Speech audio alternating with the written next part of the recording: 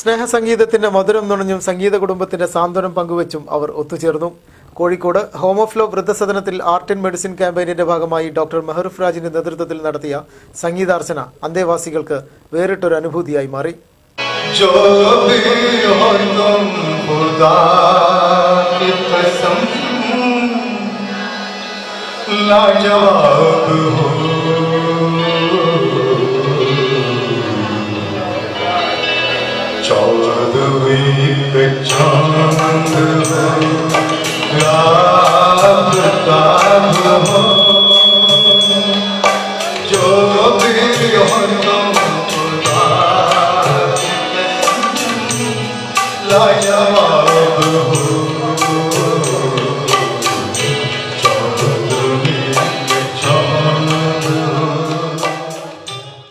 ജീവിതത്തിന്റെ നല്ല പങ്കും പ്രിയപ്പെട്ടവർക്കായി നൽകിയവർ, കഥാന്ത്യം അനാഥത്വത്തിന്റെ ഇരുണ്ട നാളുകളിലേക്ക് വലിച്ചെറിയപ്പെട്ടവർ, അങ്ങനെ ഒട്ടൊരുപാട് വെയിൽ കൊണ്ട തണൽ മരങ്ങൾ.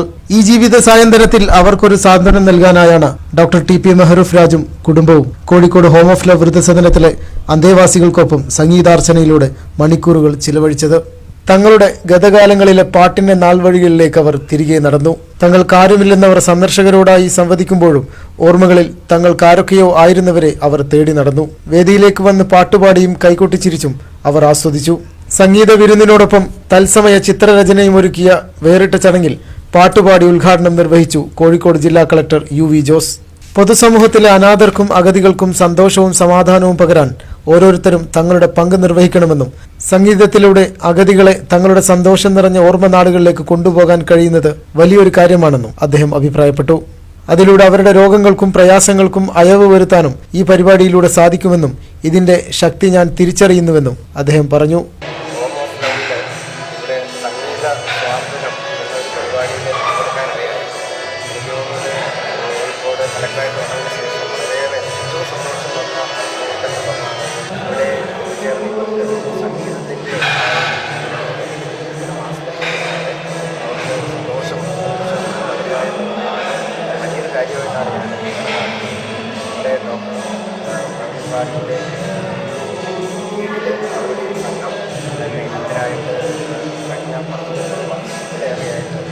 ഇങ്ങനെ ചെയ്യുന്നു എന്നുള്ളത് വളരെ സന്തോഷകരമാണ്.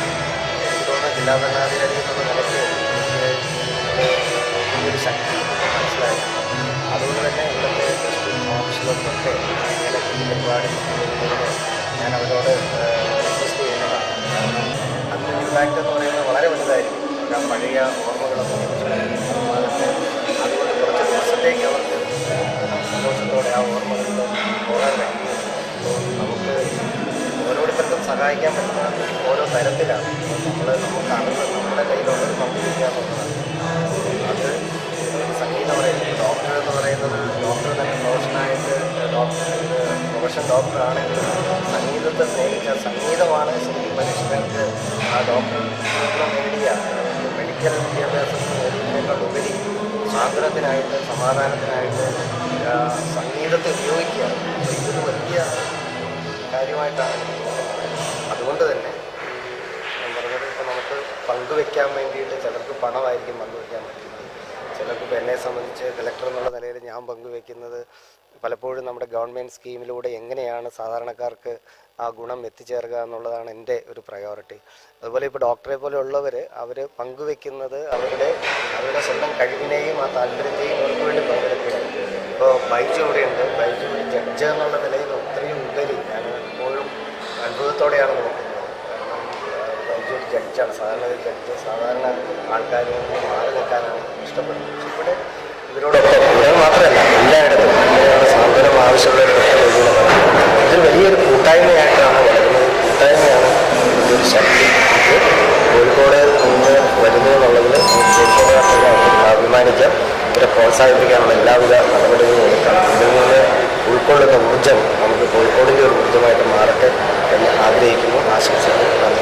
ആർട്ട് ആൻഡ് മെഡിസിന്റെ മുഖ്യ സംഘാടകരിൽ ഒരാളായ സംഗീതപ്രേമി കൂടിയായ Kozhikode additional sessions judge RL Baiju ആദ്യമായിട്ട് എന്നോട് ഇങ്ങനെ സാന്ത്വന സംഗീതത്തിൻ്റെ കാര്യം പറഞ്ഞ സമയത്ത് ഞാൻ പ്രവർത്തിക്കാമെന്ന് പറയുകയും ഞാനാണ് സജസ്റ്റ് ചെയ്തത് മാനസികാരോഗ്യ കേന്ദ്രത്തിൽ നിന്ന് തുടങ്ങാമെന്ന്.